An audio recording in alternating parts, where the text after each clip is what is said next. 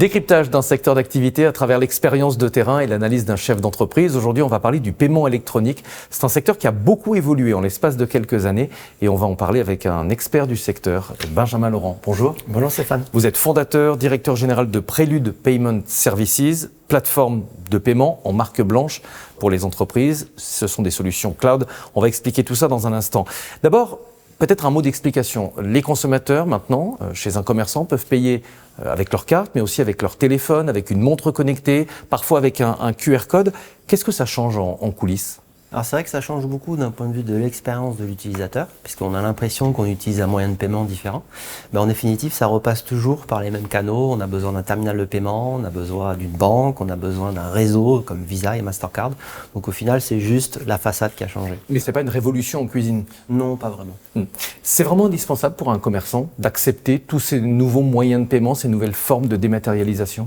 Alors tout dépend du commerçant. C'est vrai qu'un commerçant en province qui n'a pas beaucoup de tourisme ou de personnes étrangères qui viennent se le visiter, moins. Mais c'est vrai qu'à Paris, on a besoin, en tant que commerçant, d'accepter des cartes en provenance de touristes chinois, indiens, américains. Et donc dans ce cas-là, la partie paiement est quand même très importante. Et sinon, il risque de louper une vente. Ça peut arriver, oui. Alors, il y a des nouvelles formes de paiement avec un QR code, par exemple, ou avec un lien. Qu'est-ce que ça représente ? C'est l'épaisseur du trait ou est-ce que ça se développe vraiment beaucoup ? Non, on ne va pas dire que ça se développe beaucoup. C'est vrai que les gens sont très attachés à leur carte, surtout la France, pays où on a inventé la carte à puce. Ouais. Donc, le paiement par QR code, ça reste quand même assez anecdotique pour l'instant. On ne peut pas parler de paiement sans parler de sécurité. Ouais. Toutes ces différentes façons d'utiliser sa carte, notamment le sans contact, est-ce que ça crée des problèmes en matière de sécurité ? Alors, oui et non. C'est-à-dire qu'en fait, la sécurité, c'est toujours une course en avant, une fuite en avant. C'est vrai qu'on a des hackers, on a des pirates qui ont de plus en plus de capacité de calcul et qui essayent toujours d'aller créer une brèche et provoquer un incident de sécurité.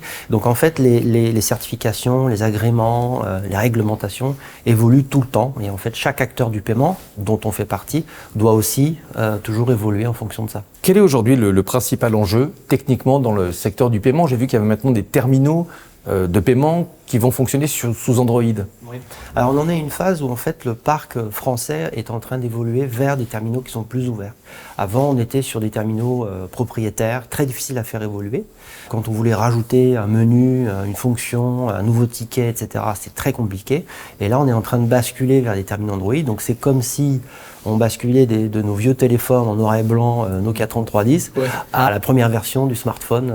Mais qu'est-ce que ça va permettre ? Une personnalisation notamment ? Ça veut dire qu'aujourd'hui, quand j'utilise un terminal de paiement à la Fnac ou chez Picard, ils se ressemblent. Oui, et c'est bien dommage. En fait, l'expérience de paiement, le parcours de paiement va pouvoir être enrichi, va pouvoir aussi permettre aux marchands de le faire évoluer à sa guise. On est en train de travailler d'ailleurs sur des projets en ce sens pour faire évoluer le parcours de paiement dynamiquement. Un commerçant appelle en disant « je veux faire un don associatif ». Comment je fais pour mettre à jour mes terminaux du jour au lendemain ?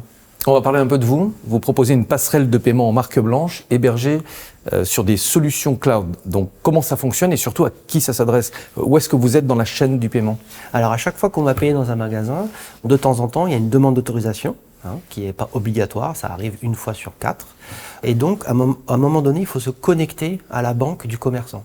Et donc, on est au milieu de cette chaîne de transactions. Donc, aujourd'hui, on sécurise, on achemine, on transporte de manière sécurisée tous ces appels à la banque. En fait, beaucoup de clients vous utilisent déjà, mais ne vous connaissent pas. Exactement. Aujourd'hui, il faut savoir qu'en France, on véhicule à peu près 300 000 terminaux de paiement qui sont connectés chez nous. Ça représente à peu près un terminal sur 4 qui passe déjà par nos systèmes sans que personne ne le sache. Faut mieux pas tomber en panne. Hein. Non, c'est vrai qu'on n'a pas le droit à l'erreur. On a quasiment une obligation de résultat. Ouais, les soirs de week-end, les après-midi de alors shopping. Le vendredi soir et le samedi soir, c'est les deux gros pics d'activité de connexion de terminaux de paiement. Effectivement, il faut avoir quelque chose de très solide et très fiable. Alors vos clients, ce ne sont pas les commerçants directement ? Non, on passe par des distributeurs, des monéticiens, parfois même des banques en direct, qui vont eux s'occuper de la location du terminal de paiement, répondre au téléphone en cas de support et d'assistance, etc. Et c'est ces clients-là qui nous achètent cette prestation et qui viennent la repackager dans un truc plus global. Donc du B2B, systématiquement. Exactement, en indirect. Qu'est-ce qui vous différencie de la concurrence ? Pourquoi est-ce que moi je vais travailler avec vous ? Ouais. Alors disons que ce qu'on essaie de faire, déjà c'est une philosophie, un outil enrichi, des fonctionnalités améliorées et surtout une fiabilité et toujours cet esprit de sécurisation des flux. Comment est-ce que vous intégrez les nouvelles formes de paiement dont on parlait au départ? Ça change quelque chose pour vous?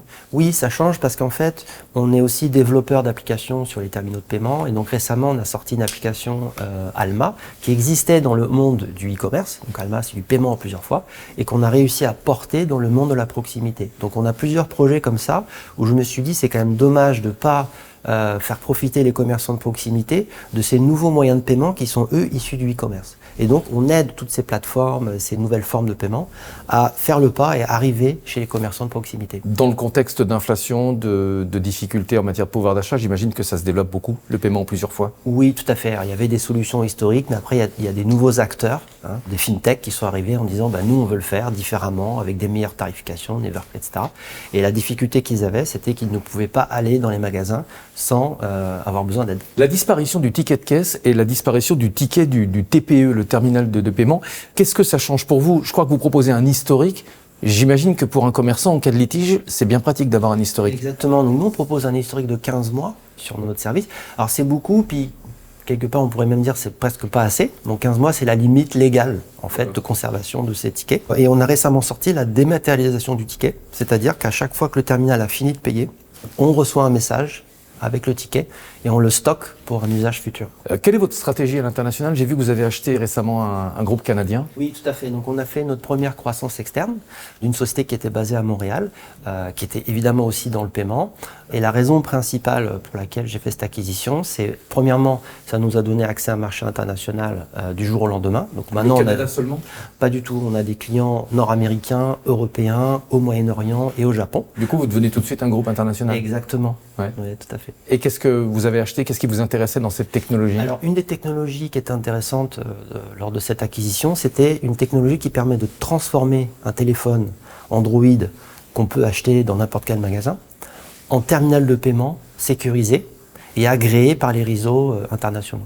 J'aimerais qu'on parle de vos engagements parce que c'est ce qui fait l'âme d'une entreprise. Vous vous êtes engagé aux côtés de Café Joyeux à Toulouse et vous sponsorisez également une athlète prometteuse dans la boxe pour les JO de Paris 2024. Pourquoi ces choix? À quoi ça correspond? En fait, c'est aussi une question de valeur et de valeur auxquelles on adhère. C'est-à-dire que le choix de dire on va chercher à sponsoriser une œuvre, j'ai trouvé que voilà, le concept de Café Joyeux, d'inclusion des personnes en situation de handicap et leur donner un emploi, une formation, etc., c'était quelque chose qui me parlait.